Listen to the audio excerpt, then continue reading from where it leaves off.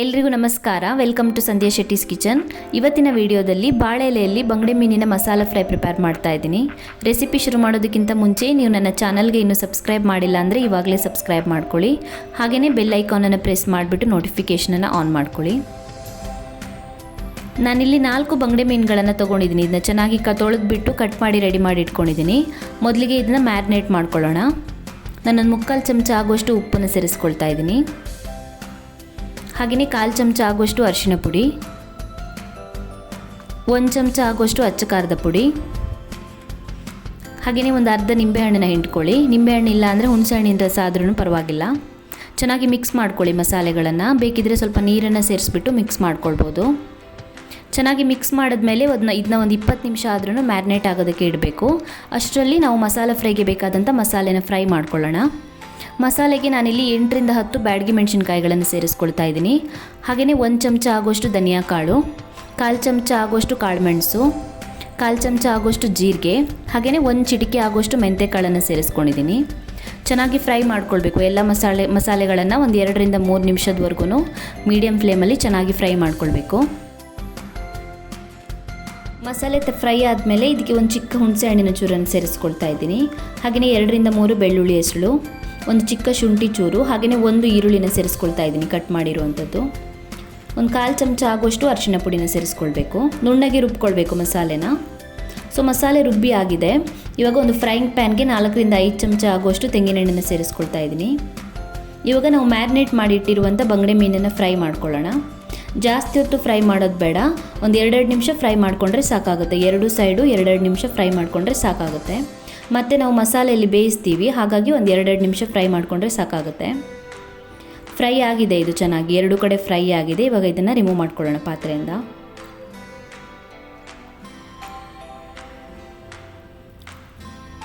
ಮೀನನ್ನು ರಿಮೂವ್ ಮಾಡಿದ್ಮೇಲೆ ಅದೇ ಪಾತ್ರೆಗೆ ಇನ್ನೊಂದು ಸ್ವಲ್ಪ ಎಣ್ಣೆನ ಸೇರಿಸ್ಕೊಳ್ಳಿ. ಮೀನು ಫ್ರೈ ಮಾಡಿರುವಂಥ ಪಾತ್ರೆಗೇ ಮತ್ತೆ ಒಂದು 3-4 ಚಮಚ ಎಣ್ಣೆನ ಸೇರಿಸ್ಕೊಳ್ಳಿ. ಎಣ್ಣೆ ಚೆನ್ನಾಗಿ ಕಾದ್ಮೇಲೆ ಸ್ವಲ್ಪ ಕರಿಬೇವಿನ ಎಲೆಗಳನ್ನು ಸೇರಿಸ್ಕೊಳ್ಬೇಕು. ಹಾಗೆಯೇ 1 ಚೆನ್ನಾಗಿ ಹೆಚ್ಚಿರುವಂಥ ಈರುಳ್ಳಿನ ಸೇರಿಸ್ಕೊಳ್ಬೇಕು. ಚೆನ್ನಾಗಿ ಫ್ರೈ ಮಾಡ್ಕೊಳ್ಳಿ. ಈರುಳ್ಳಿ ಚೆನ್ನಾಗಿ ಸಾಫ್ಟ್ ಆಗೋವರೆಗೂ ಫ್ರೈ ಮಾಡ್ಕೊಳ್ಬೇಕು. ಒಂದು 2 ನಿಮಿಷ ಚೆನ್ನಾಗಿ ಫ್ರೈ ಮಾಡ್ಕೊಳ್ಳಿ ಈರುಳ್ಳಿನ. ಈರುಳ್ಳಿ ಚೆನ್ನಾಗಿ ಸಾಫ್ಟ್ ಆದಮೇಲೆ ಇದಕ್ಕೆ ನಾವು ಗ್ರೈಂಡ್ ಮಾಡಿ ರೆಡಿ ಮಾಡಿ ಇಟ್ಕೊಂಡಿರುವಂಥ ಮಸಾಲೆನ ಸೇರಿಸ್ಕೊಳ್ಬೇಕು. ಚೆನ್ನಾಗಿ ಮಿಕ್ಸ್ ಮಾಡ್ಕೊಳ್ಳಿ. ಮಸಾಲೆ ಎಷ್ಟು ನುಣ್ಣಗಾಗುತ್ತೋ ಅಷ್ಟು ನುಣ್ಣಗೆ ಗ್ರೈಂಡ್ ಮಾಡ್ಕೊಳ್ಬೇಕು. ಸೊ ಇವಾಗ ಸ್ವಲ್ಪ ಹೊತ್ತು ಮಸಾಲೆನ ಎಣ್ಣೆಯಲ್ಲೇ ಫ್ರೈ ಮಾಡ್ಕೊಳ್ಬೇಕು. ಉಪ್ಪು ಸೇರಿಸ್ಕೊಳ್ಳಿ ರುಚಿಗೆ ತಕ್ಕ ಹಾಗೆ. ಮಿಕ್ಸ್ ಮಾಡ್ಕೊಳ್ಳಿ ಚೆನ್ನಾಗಿ. ಹಾಗೆಯೇ ಬೇಕಿದ್ದರೆ ಒಂದು ಅರ್ಧ ಗ್ಲಾಸ್ ನೀರನ್ನು ಸೇರಿಸ್ಕೊಳ್ಬೋದು. ಮಸಾಲೆ ಚೆನ್ನಾಗಿ ಬೇಯುತ್ತೆ. ಸೊ ಚೆನ್ನಾಗಿ ಮಿಕ್ಸ್ ಮಾಡಿಕೊಂಡು ಮಸಾಲೆಯಲ್ಲಿರೋ ನೀರು ಇಂಗೋವರೆಗೂ ಫ್ರೈ ಮಾಡ್ಕೊಳ್ಬೇಕು. ಮಸಾಲೆನ ಓಪನ್ ಆಗಿಟ್ಬಿಟ್ಟೇ ಫ್ರೈ ಮಾಡ್ಕೊಳ್ಳಿ. ಸೊ ನೋಡಿ, ಮಸಾಲೆಯಲ್ಲಿರೋ ನೀರೆಲ್ಲ ಇಂಗಿದೆ. ಈ ರೀತಿ ಹದ ಬಂದರೆ ಸಾಕಾಗುತ್ತೆ. ಆಫ್ ಮಾಡ್ಕೊಳ್ಳಿ ಸ್ಟವ್ನ. ಇವಾಗ ನಾನಿಲ್ಲಿ ಒಂದು ಬಾಳೆಲೆನ ತೊಗೊಂಡಿದ್ದೀನಿ. ಬಾಳೆಲೆಗೆ ನಾವು ಆಲ್ರೆಡಿ ಫ್ರೈ ಮಾಡ್ಕೊಂಡಿರುವಂಥ ಮಸಾಲೆನ ಸೇರಿಸ್ಕೊಳ್ಬೇಕು ಮೊದಲಿಗೆ. ಇವಾಗ ನಾವು ಆಲ್ರೆಡಿ ಫ್ರೈ ಮಾಡಿಟ್ಟಿರುವಂಥ ಮೀನನ್ನು ಸೇರಿಸ್ಬಿಟ್ಟು ಮೇಲ್ಗಡೆಗೆ ಇನ್ನೊಂದು ಸ್ವಲ್ಪ ಮಸಾಲೆನ ಹಾಕ್ಕೊಳ್ಳಿ. ಸೊ ಮೀನನ್ನು ಎಲ್ಲ ಕಡೆ ಮಸಾಲೆಯಿಂದ ಕವರ್ ಮಾಡ್ಕೊಳ್ಬೇಕು. ಕವರ್ ಮಾಡಿದ್ಮೇಲೆ ಬಾಳೆಲೆನ 4 ಕಡೆ ಮಡಚ್ಕೊಳ್ಬೇಕು. ನಾನು ಬಾಳೆಲೆನ ಬೆಂಕಿಯಲ್ಲಿ ಬಾಡಿಸ್ಕೊಂಡಿದ್ದೀನಿ, ಹಾಗಾಗಿ ಸಾಫ್ಟ್ ಆಗಿದೆ. ಇಲ್ಲಾಂದರೆ ಕಟ್ಟಾಗುತ್ತೆ ಮಡಚುವಾಗ. ಇವಾಗ ಇದನ್ನು ಬಾಳೆ ದಾರನ ಯೂಸ್ ಮಾಡಿಬಿಟ್ಟು ಕಟ್ಟೋಣ 2 ಕಡೆ. ಸೊ ಬಾಳೆ ದಾರ ಇಲ್ಲ ಅಂದರೆ ಬೇರೆ ದಾರ ಯೂಸ್ ಮಾಡ್ಕೊಳ್ಬೋದು, ಬಟ್ ಪ್ಲಾಸ್ಟಿಕ್ ಎಲ್ಲ ಯೂಸ್ ಮಾಡೋಕ್ಕೆ ಹೋಗಬೇಡಿ, ಪ್ಲಾಸ್ಟಿಕ್ ದಾರ ಎಲ್ಲ. ಸೊ ನಾನು ಎಲ್ಲ ಮೀನುಗಳನ್ನು ಮಸಾಲೆ ಅಂಟಿಸ್ಬಿಟ್ಟು ಬಾಳೆಲೆಯಲ್ಲಿ ಕಟ್ಟಿ ರೆಡಿ ಮಾಡಿ ಇಟ್ಕೊಂಡಿದ್ದೀನಿ. ಇವಾಗ ಫ್ರೈ ಮಾಡ್ಕೊಳ್ಳೋಣ.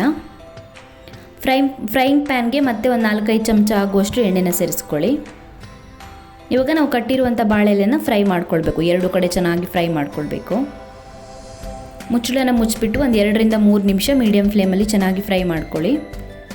ಸೊ ಒಂದು ಕಡೆ ಚೆನ್ನಾಗಿ ಕುಕ್ ಆಗಿರುತ್ತೆ. ಇವಾಗ ತಿರುಗಿಸ್ಬಿಟ್ಟು ಮತ್ತೊಂದು ಕಡೆ ಫ್ರೈ ಮಾಡ್ಕೊಳ್ಳೋಣ.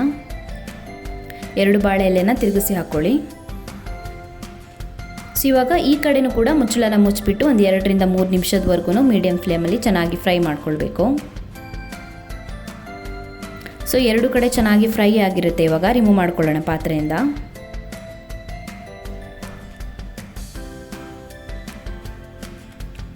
ಸೊ ರೆಡಿಯಾಗಿದೆ. ಇವಾಗ ಬಾಳೆಲೆಯಲ್ಲಿ ಬಂಗುಡೆ ಮೀನಿನ ಮಸಾಲ ಫ್ರೈ ಇವಾಗ ರೆಡಿಯಾಗಿದೆ. ಓಪನ್ ಮಾಡ್ಕೊಳ್ಳೋಣ. ಸ್ಮೆಲ್ ತುಂಬ ಚೆನ್ನಾಗಿ ಬರ್ತಾ ಇದೆ. ನೋಡಿ, ಮಸಾಲೆ ಎಲ್ಲ ಚೆನ್ನಾಗಿ ಕುಕ್ ಆಗಿದೆ. ಎಲ್ಲ ಕಡೆ ಚೆನ್ನಾಗಿ ಹಿಡಿದಿದೆ ಮಸಾಲೆ.